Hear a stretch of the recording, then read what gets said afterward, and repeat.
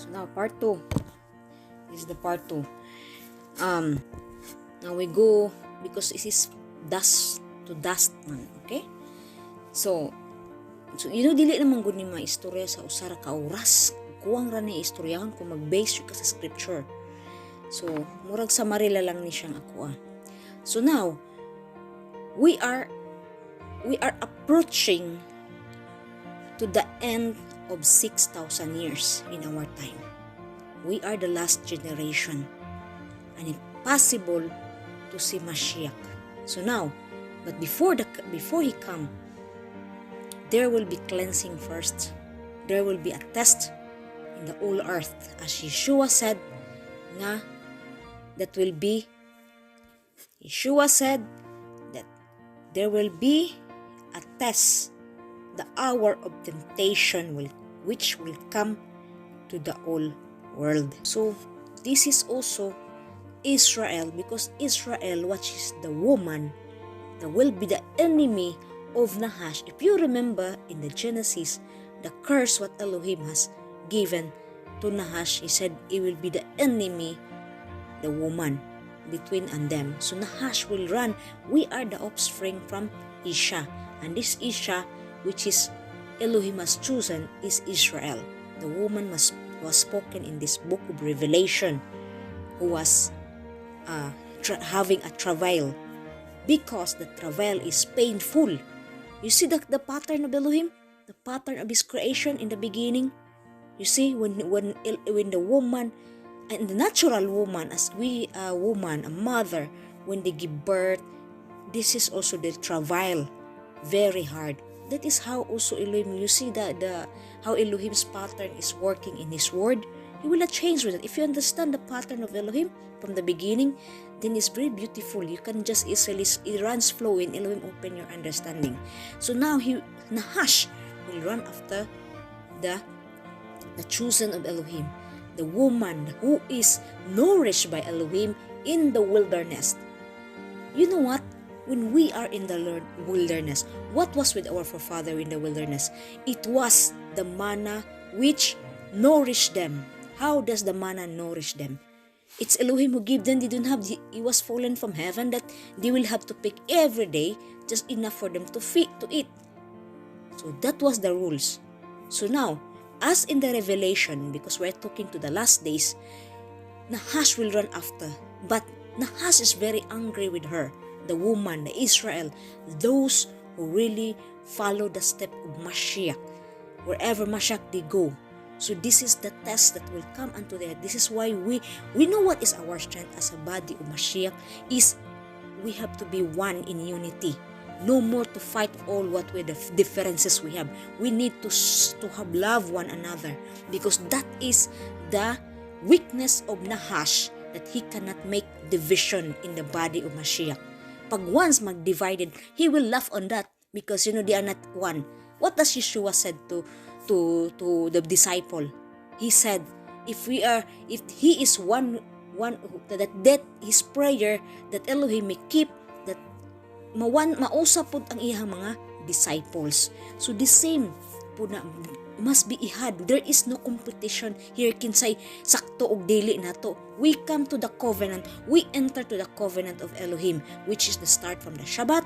So it doesn't matter what the differences we have, that the Shabbat, all the commandments, where we accept the Torah of Elohim. That is important in the body of Bisaya. So okay, continue for the running after of Nahash to the believers, which is written in Revelation.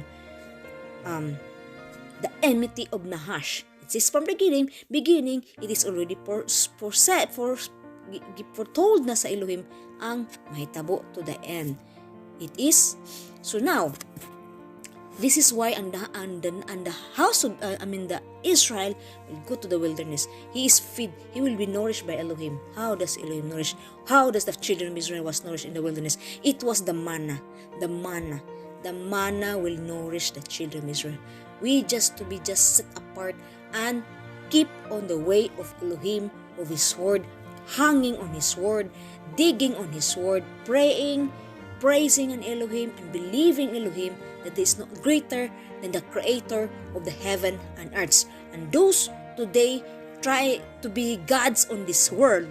Hash, God on this world, all the minions he have, who follow the enemy, the adversary, who want to stay on the earth because they want to have a life here on earth to continue. But there's nothing to continue now. We are approaching to the end of the 6,000 years. You have to know that. If sakto ang counting sa akong bana, then anytime Masya can come within the 7 years. In the 7 years, every day this is a critical time for the believers. You have to know that. We are not in the long. We have no more to extend the time because Yeshua said He will shorten the time of His coming. Why? Because in the 7th day, it must be peace. It must be shalom in the earth. There will be Shabbat on this, and the Jerusalem above, the new heaven and new earth will come down and from heaven. So ma-diminish na ni ang lower world. It will diminish the lower world. And it become, this is now what is Charles said? When He's coming, what does He said? In the twink na ay mga matay, na ay makot up. Kung katong buhi pa, igbalik niya. Because it is written, in the last trump, in the twinkling of an eye, then from corruptible to incorruptible ang ato ang body ma-change siya.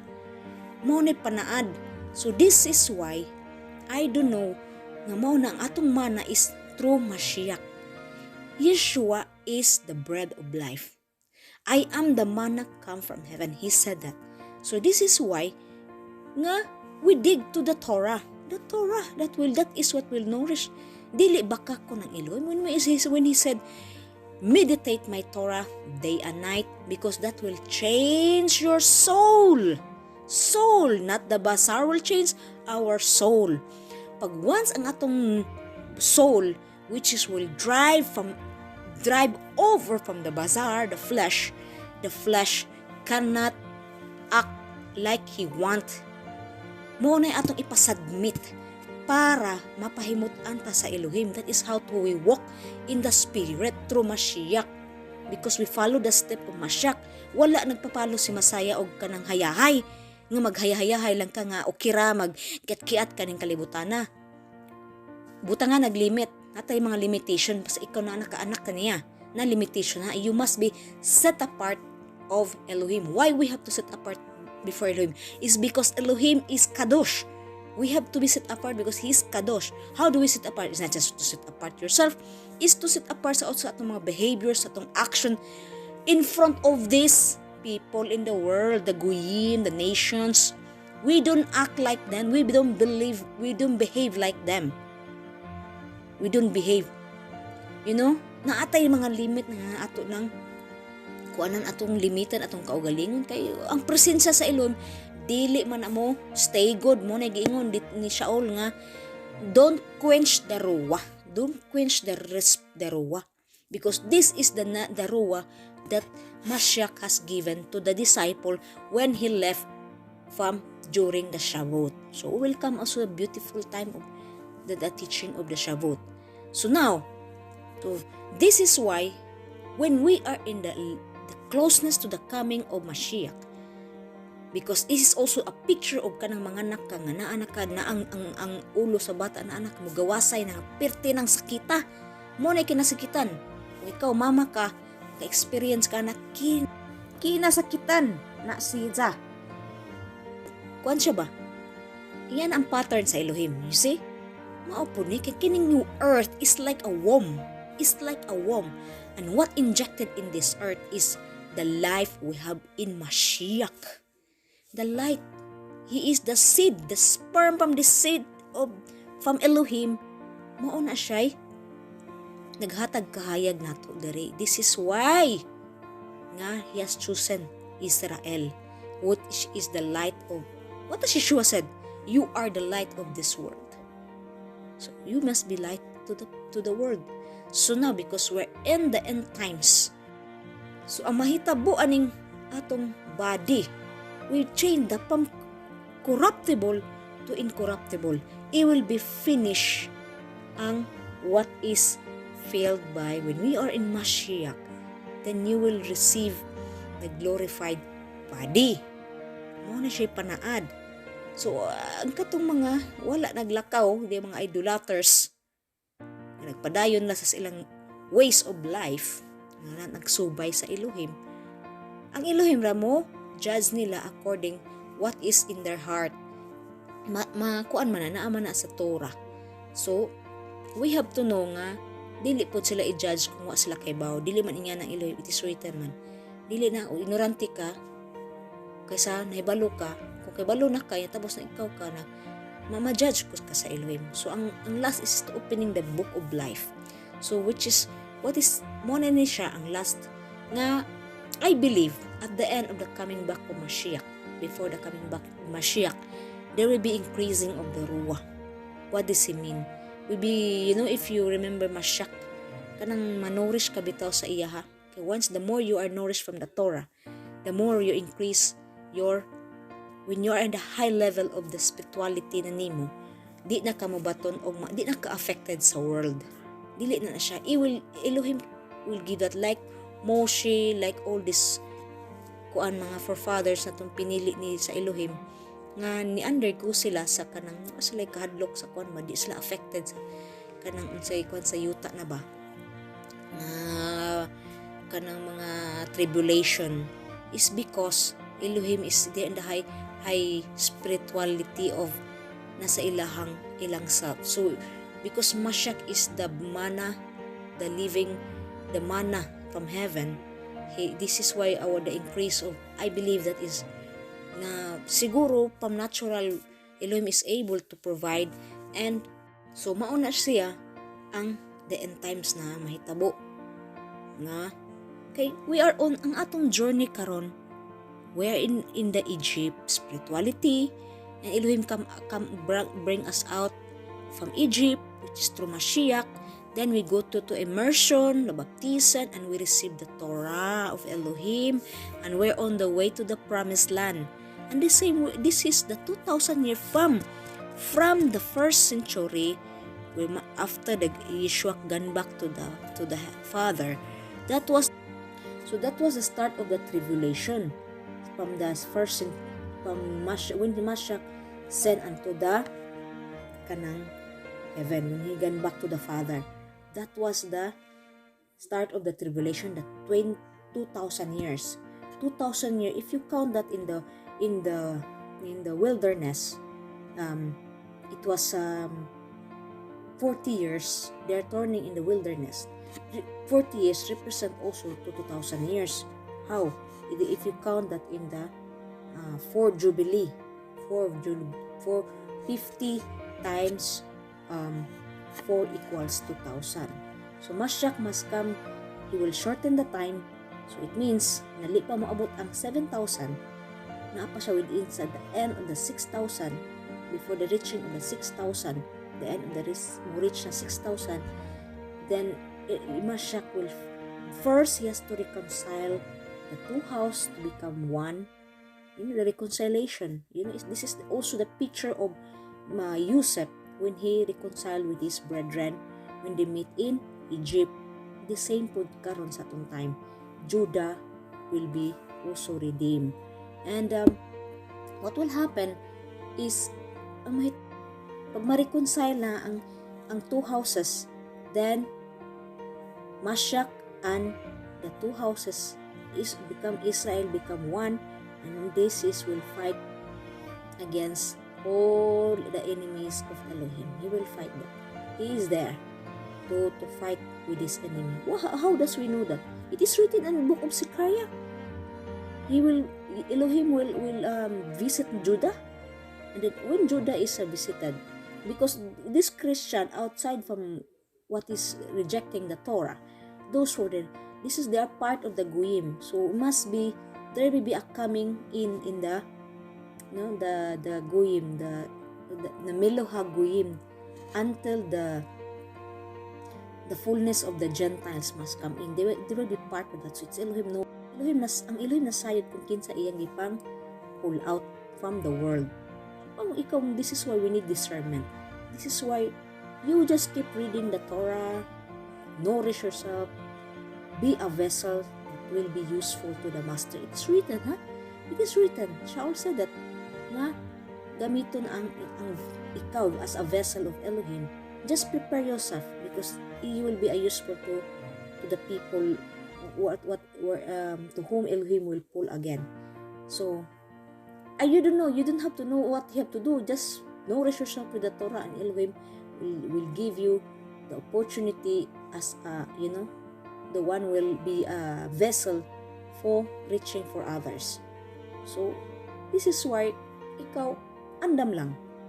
Nothing to prepare yourself. Nourish yourself. This kanang mag-teach ka sa imong kaugalingon kay tinag-angay tang tudluan na itong kagalingon nga to better ourselves before Elohim. As an image of